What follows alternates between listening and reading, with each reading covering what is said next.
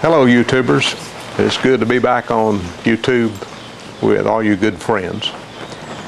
I've been having a lot of fun the last few days with some of those brain power videos I've been putting up, and it seems that several of you have had a good time with them.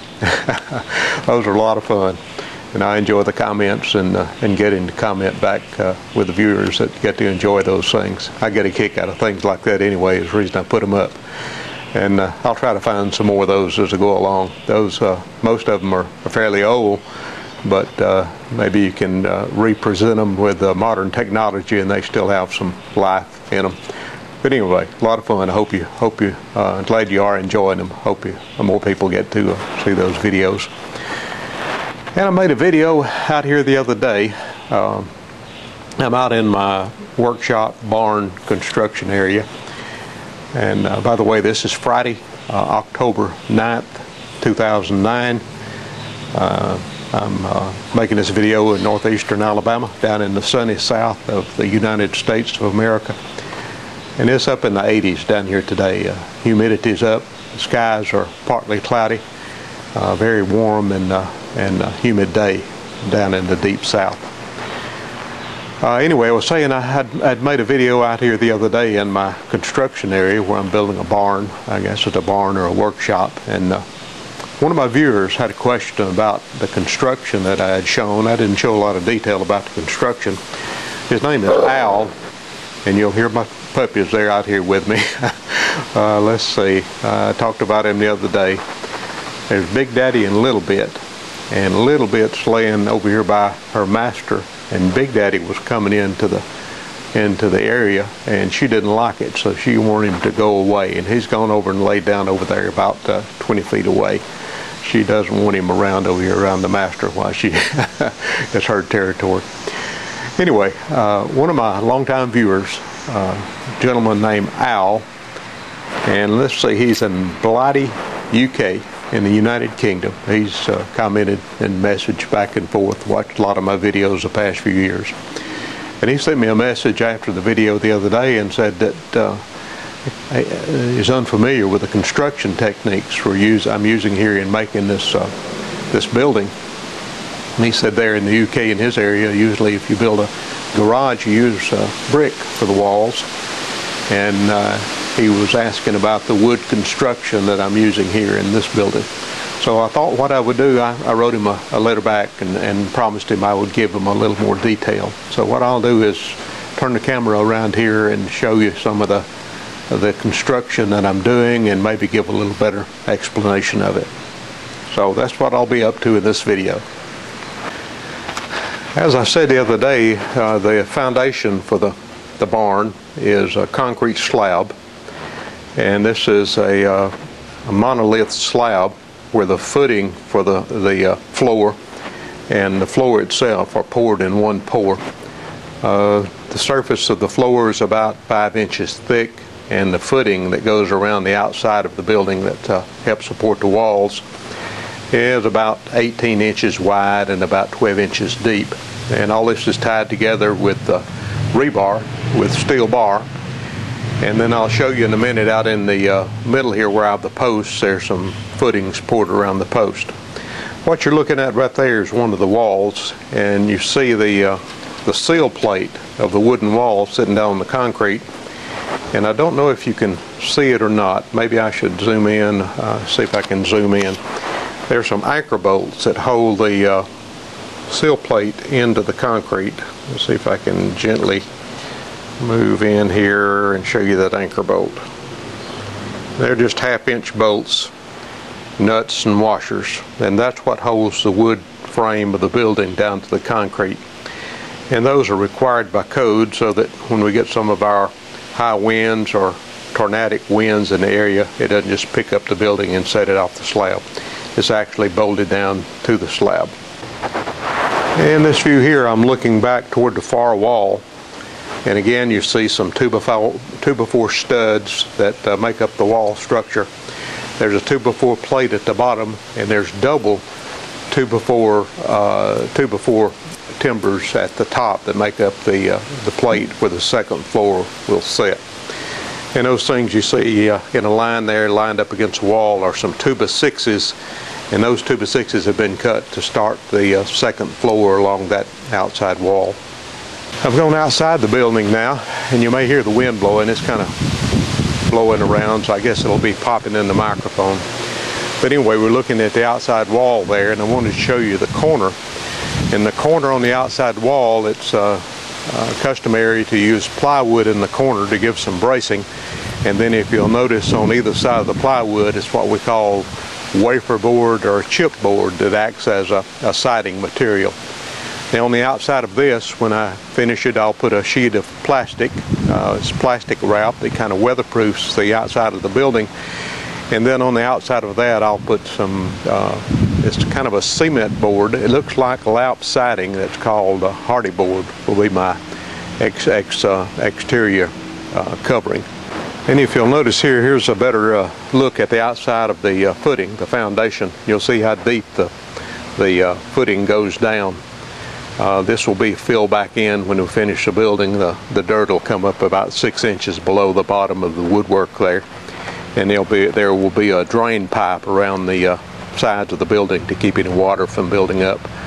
But there you're seeing the thickness of the outside slab, and you're looking in through what will finally be a roll-up door in front of the building. I'm back inside the building now, and what you see there is one of the 4x6 posts that go down through the concrete floor, and they go down into another footer of concrete that's about 3 feet deep and about 2 foot square that holds up these poles. And this type of a building is used a lot in barns around this area and in parts of the South. And they're called pole barns, but you can also use the same construction for this type building. So these posts, there are 10 posts. They're 4x6 by about 20 feet long that are spaced in the middle of the building about 12 feet apart. And they run the length of the building. Let's see if I can show down the building here.